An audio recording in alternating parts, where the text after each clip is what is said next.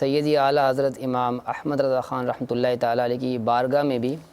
کسی نے سوال کیا کہ حضور یہ بارش کیسے ہوتی ہے؟ سبحان اللہ۔ سیدی اعلیٰ حضرت رحمۃ اللہ تعالیٰ علیہ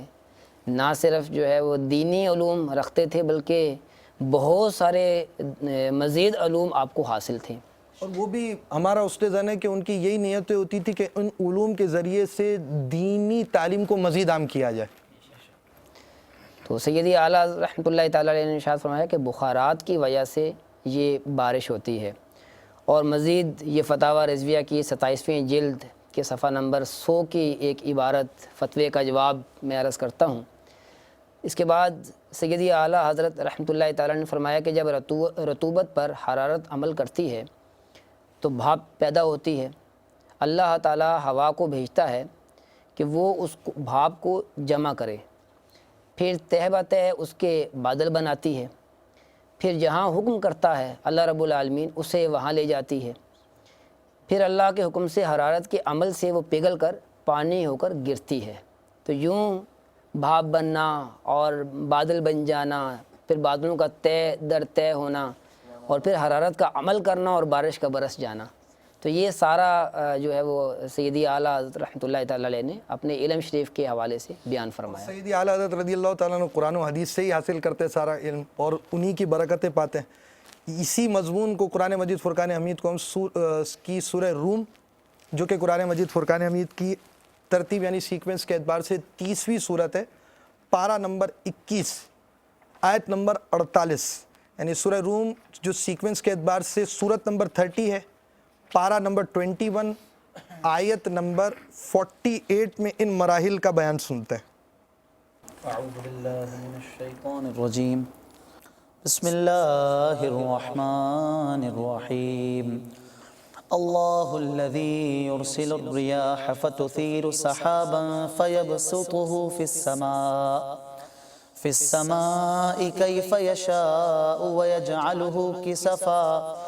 كسفا فترى الودق يخرج من خلاله فإذا أصاب به من يشاء من عباده إذا هم يستبشرون وإن كانوا من قبل أن ينزل عليهم من قبله لمبلسين فانظر إلى آثار رحمة الله كيف يحيي الأرض بعد موتها إن ذلك لمحيي الموتى وهو على كل شيء قدير۔ ترجمہ کنز الایمان،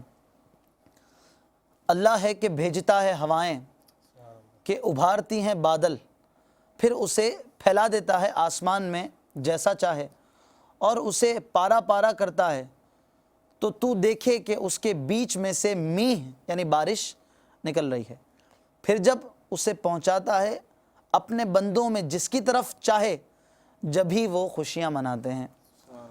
اگرچہ اس کے اتارنے سے پہلے آس توڑے ہوئے تھے، تو اللہ کی رحمت کے اثر دیکھو کیوں کر یعنی کس طرح زمین کو جلاتا ہے اس کے مرے پیچھے، یعنی اس کے مرنے کے بعد بے شک وہ مردوں کو زندہ کرے گا اور وہ سب کچھ کر سکتا ہے۔ یعنی اس میں بھی وہی درس ہے کہ یہ بارش جو ہے نا، یہ نمونہ ہے ہمارے لیے کہ اس زمین سے وہ کس طرح چیزیں اگاتا ہے۔ یعنی مفتی احمد یار خان نعیمی رحمۃ اللہ تعالیٰ علیہ کی بات یاد آئی، زکوٰۃ کے موضوع پر آپ نے بہت پیارا مدنی پھول دیا۔ آپ فرماتے ہیں کہ کاشتکار کیا کرتا ہے، زمین کھودی، کھودنے کے بعد بیج زمین کے اندر ڈال دیا، مٹی ڈال دی اوپر۔ آپ بتائیے یہ اس نے کیا کیا؟ اس نے اپنا مال ضائع کیا، مال زمین کے اندر دفن کر دیا، مال ہی نہیں رہا۔ جب یہ مال اس کو نظر آ رہا ہے کہ میں نے پورا مال ضائع کر دیا، اب اس کا ثمرہ اور برکت نتیجہ یہ ہوتا ہے کہ اللہ تعالیٰ کے فضل و رحمت سے وہ بیج درخت بن جاتا ہے۔ اور آپ یہ فرماتے ہیں زکوٰۃ کا معنی ہی یہ ہے کہ بندی کی نگاہ میں آتا ہے کہ مال ضائع ہو گیا، چلا گیا، ٹوٹ گیا، مجھ سے چھوٹ گیا، مجھ سے روٹ گیا، جو بھی کہہ دیا جائے، اور انسان اپنے اس مال میں سے میل کو دور کرتا ہے، اور اس میل سے دور کرنے کا فائدہ کیا ہوتا ہے کہ اللہ تعالیٰ اس کو متبادل دیتا ہے۔ خیر، یہ ایک ضمنی بات ہے. تو زمین کے اندر انسان بالکل ایک زمین ہے, اس پہ کچھ بھی نہیں ہے. بارش برس رہی ہے, رب تبارک و تعالیٰ اس بارش کے ذریعے اس زمین سے پودے اگا رہا ہے, زمین سے سبزہ اگا رہا ہے, زمین کو سرسب فرما رہا ہے. وہ اس پر ضرور قادر ہے کہ کل بروز قیامت اس زمین سے, صرف زمین سے نہیں پانی سے بھی, جس جگہ سے چاہے جہاں جہاں جو لوگ جمع ہوں گے, منتشر ہوں گے, سب کو جمع کر کر ان کا حشر فرمائے. یعنی آپ یوں سمجھے ایک طرف قرآن مجید فرقان حمید کی تعلیمات اور ہمیں اعلیٰ حضرت بیان کر رہے ہیں, اور آج کی جدید دور کے اندر اس کو اجاگر کیا جاتا ہے. مگر یہ جدید دور میں اجاگر کرنے والے افراد سوچیں کہ 1400 سال پہلے قرآن مجید فرقان حمید میں اس چیز کا بیان موجود ہے, جہاں نہ کچھ آلات, نہ کچھ سائنس, نہ کوئی ایسی ترقی کا ظاہری سبب, مگر رب تبارک و تعالیٰ نے ان کا بیان قرآن مجید فرقان حمید میں کر کر یوں سمجھے ہر شخص متنبع ہو جائے کہ یہ کیسی سچی کتاب ہے, جو اس وقت جب تصور نہیں ہے تحقیقات کا, جو تحقیقات آج کی جاتی ہیں, جو اکوپمنٹس آج ہوتے ہیں, جو ہمارے پاس آسائش دیکھنے کی سہولیات آج موجود ہیں, اس کو ہم غور کریں, پھر ہم غور کر کر ایک نتیجے تک پہنچیں کہ اللہ تعالیٰ کا کتنا فضل ہے, کتنی رحمت ہے کہ اس نے یہ بات ہمیں بیان کر دی اور